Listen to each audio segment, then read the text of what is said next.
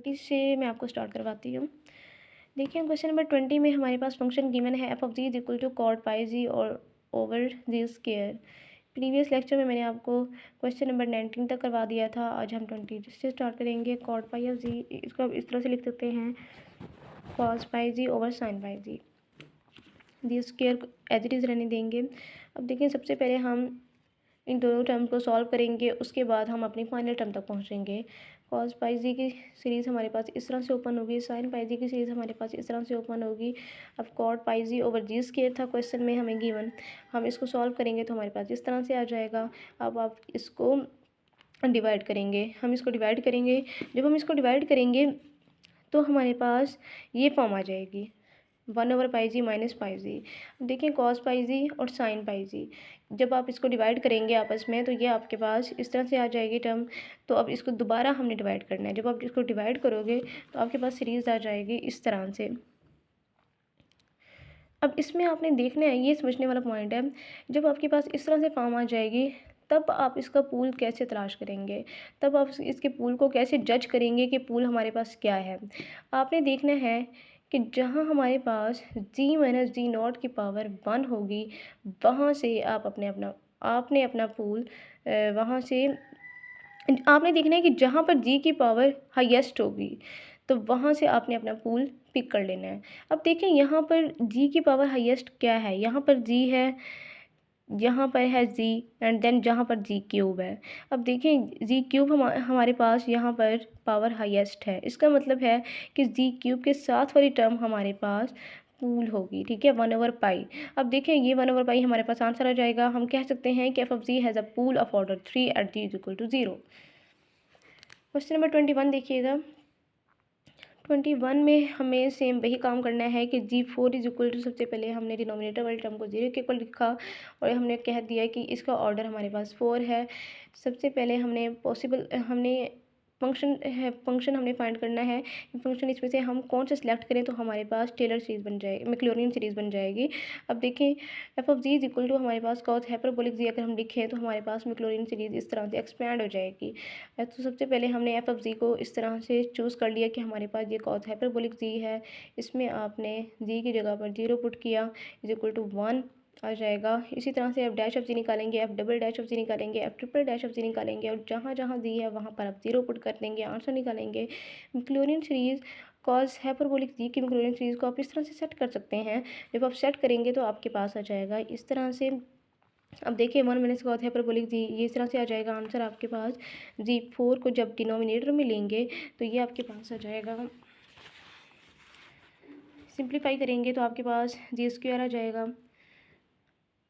इसी तरह जो जी स्क्वायर है डिनोमिनेटर वाली टर्म आप एज इट इज़ रहने देंगे और जो न्यूमरेटर वाली टर्म होगी आप उसको फाई ऑफ जी में जी से डिनोट करेंगे।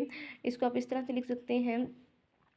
तो आप कह सकते हैं कि phi is analytic at G is equal to 0 and जब आप फाई की जी की जगह पर 0 पुट करेंगे तो आपके पास ये टर्म 0 हो जाएगी, ये भी टर्म 0 हो जाएगी। तो आप डायरेक्टली लिख सकते हैं कि phi of 0 is equal to -1/2। और आप ये भी कह सकते हो कि F of G has a pole of order 2, क्योंकि स्क्वायर है तो आप 2 लिखोगे। क्वेश्चन नंबर 22 देखिएगा। ये भी सेम उसी तरह से है, बहुत आसान है। सबसे पहले डिनोमिनेटर वाली टर्म को आपने 0 के इक्वल रखना है और उसके बाद जी जो डिनोमिनेटर में टर्म होगी उसको स्किप करके जो न्यूमरेटर वाली टर्म होगी उसको आपने फाई ऑफ जी से डिनोट करना है। Phi of G is equal to हमारे पास क्या है, ई टू पर जी। तो हम कह सकते हैं कि phi of G is equal to E to पर G is analytic at G is equal to 0। यहाँ पर जब आप 0 पुट करेंगे तो हमारे पास 1 आ जाएगा, क्योंकि something raise to power 0 is 1 जो कि इक्वल नहीं है 0 के। तो आप कह सकते हो कि G is equal to 0 is a pole of order 2। कैसे, क्योंकि यहाँ पर स्क्वायर है तो यहाँ पर 2 आएगा इसका ऑर्डर। सिमिलरली क्वेश्चन नंबर 23 है, ये भी आपने सेम इसी तरह से करना है, बस इसमें डिफरेंट यही है कि यहाँ पर आपने यहाँ पर इस तरह से इसको सॉल्व कर लेना है। देखें इसको हमने इस तरह से सॉल्व करना है, 5 + 2 1 पाई आ जाएगा। यहाँ पर आप इसकी डेरिवेशन लेंगे, इसको सॉल्व करने का तरीका थोड़ा सा डिफरेंट है। यहाँ पर आपने डेरिवेशन लेनी है और जहाँ पे ये वैल्यू पुट करेंगे तो हमारे पास आ जाएगा -1 आ जाएगा। अब देखिए यहाँ पर भी ये हमारे पास सिंपल पूल है। सिंपल पूल भी आप लिख सकते हैं या पूल ऑफ ऑर्डर 1 भी लिख सकते हैं। सिंपल पूल की डेफिनेशन भी यही है कि आप जिसकी पावर 1 होगी उसको आप सिंपल पूल भी कह सकते हैं। इसी तरह से क्वेश्चन नंबर 24 है, ये भी आप इजीली कर सकते हो। E raise to power G minus 1, simply E raise to power G की सीरीज़ आप ओपन करोगे और जहाँ पर E raise to power G minus 1 कर देंगे आप सीरीज़ के साथ, तो माइनस 1 1 कैंसिल हो जाएगा। डिनोमिनेटर में आप जी स्क्वायर लिखेंगे, जी स्क्वायर और जी ये साथ में कैंसिलेशन हो जाएगी। यहाँ पर ये हमारे पास आ जाएगा। अब देखिए मैंने अभी बताया है, जो हमारे पास डिनोमिनेटर में टर्म होगी वो हमारे पास एज इट इज़ रहेगी। इसके अलावा जो हमारे पास न्यूमरेटर में टर्म होंगी वो हमारे पास फाई ऑफ जी में हम इसको डिनोट करेंगे।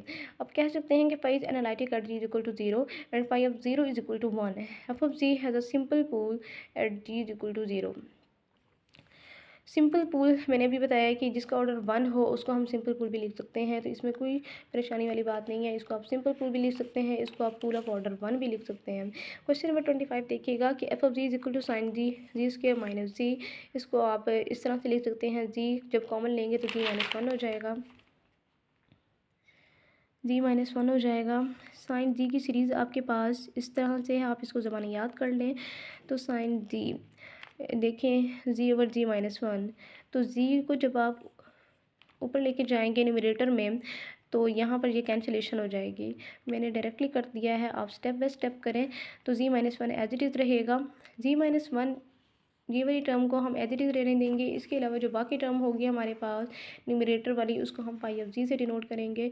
पाई ऑफ जी की जगह उसकी वैल्यू लिखी और जी इज इक्वल टू 1। जी जहाँ जहाँ जी है वहाँ पर आप 1 पुट करें।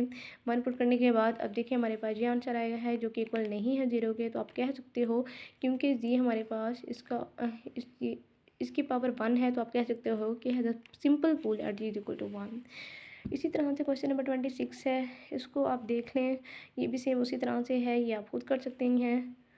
मैं आपको जस्ट हिंट दे रही हूँ, ये आपने खुद ही करना है।